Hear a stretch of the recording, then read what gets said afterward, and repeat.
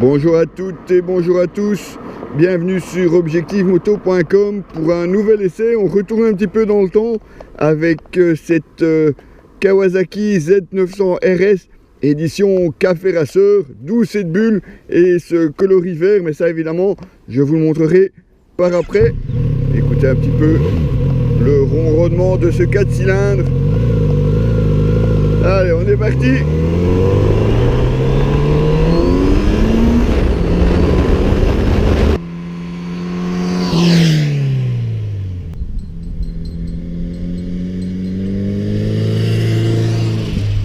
La voici donc, cette Kawasaki Z900 RS Café Racer.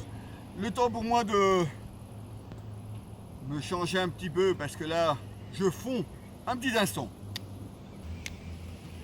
Tenue été ou presque, il fait facilement un bon 30 degrés aujourd'hui. Le ciel est en train de se couvrir. À mon avis, je vais prendre une douche sévère pour me retourner. Le temps vite de vous présenter donc cette Kawasaki Z900 RS Café Racer.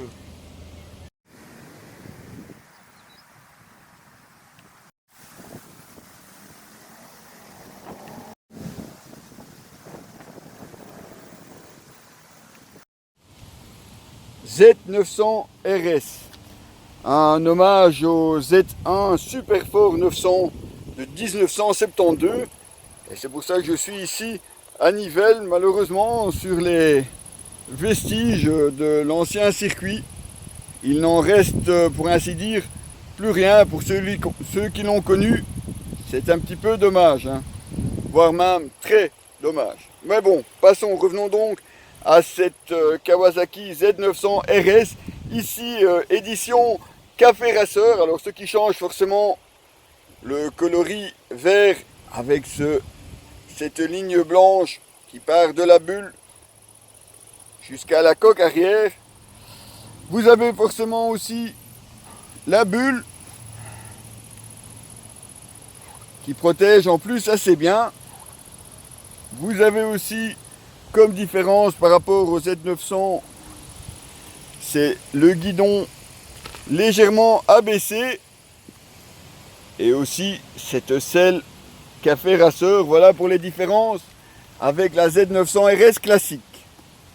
On retrouve le châssis treillis des Z900, mais également ce fameux moteur, un 4 cylindres de 948 cm3 qui développe pas moins de 111 chevaux à 8500 tours minute et un couple de 98,5 Nm à 6500 tours.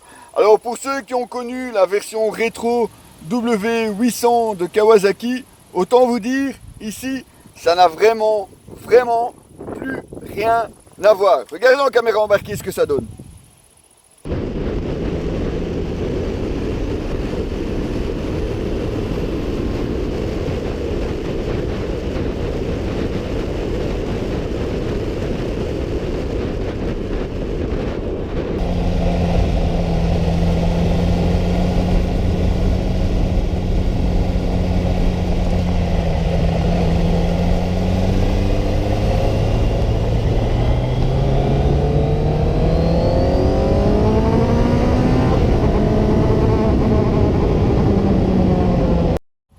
Elle a beau accuser 216 kg tout plein fait, cette moto elle a quand même un fameux peps, hein. Franchement c'est une moto qui pousse très bien, c'est vraiment très agréable à conduire, de bonnes reprises, de bonnes accélérations, c'est vraiment plaisant comme moto.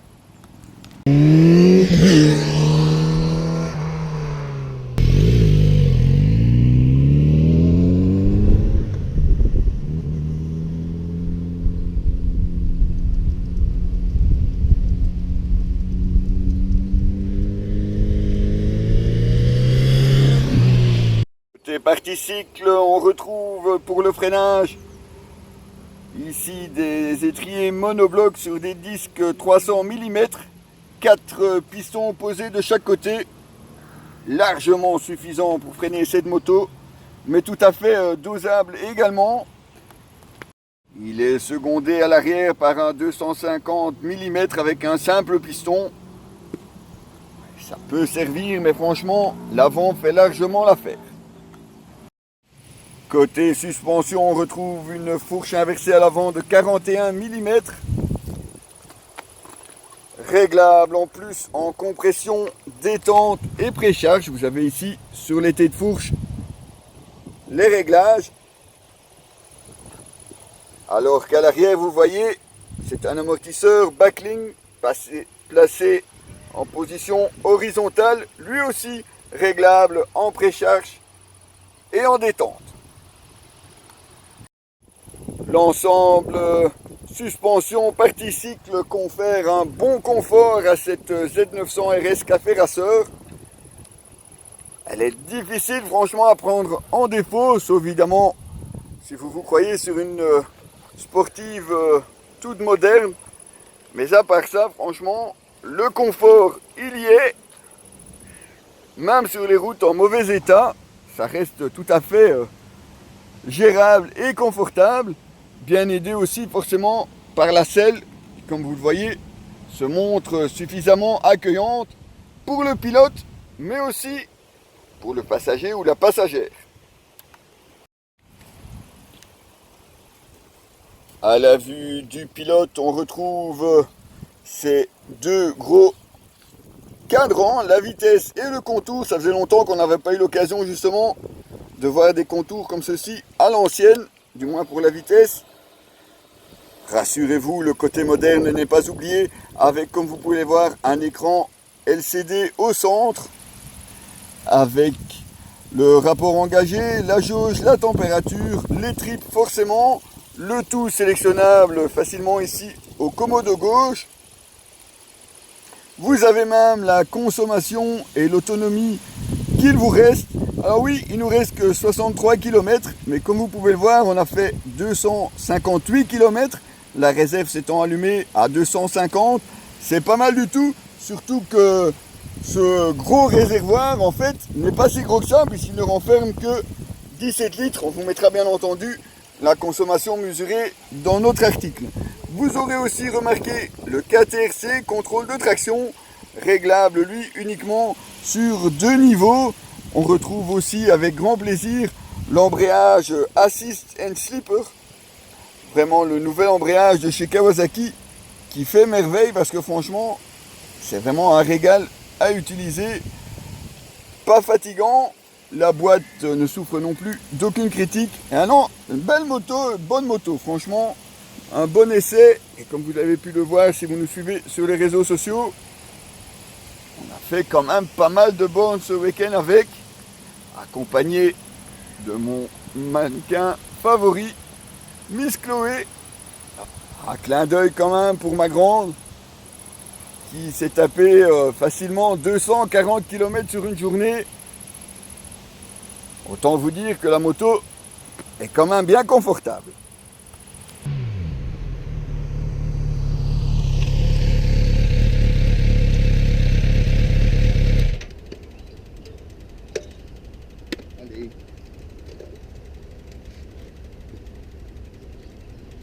Voilà donc pour conclure l'essai de cette Kawasaki Z900 RS, une très bonne semaine passée en sa compagnie. Franchement, j'ai pas beaucoup de reproches à lui faire, en fait, à part peut-être son prix, parce qu'il vous faudra quand même 12 099 € pour cette édition Café Racer. Alors la Z900 RS commence en noir à 11 599 jusqu'à 11 899 pour la version brute. Allez savoir pourquoi la différence de couleur, ça je n'en sais rien. Moi par contre cette version-ci, elle me plaît bien. La petite bulle, ça protège assez bien. Le look, il n'y a pas à dire, tout le monde se retourne au passage de cette Z900 RS. Et alors, le son mes amis, ça c'est quelque chose que vous allez entendre en caméra embarquée, mais que je me dois absolument de vous faire écouter. Comme il chante sur le cylindre. Ah, je l'aime ma Z900 RS Café, malheureusement, et je vais devoir la vendre. Les motos d'essai. Vous retrouverez l'article complet de cette Z900 RS Café Racer sur notre site www.objectif-moto.com. À la petite dernière.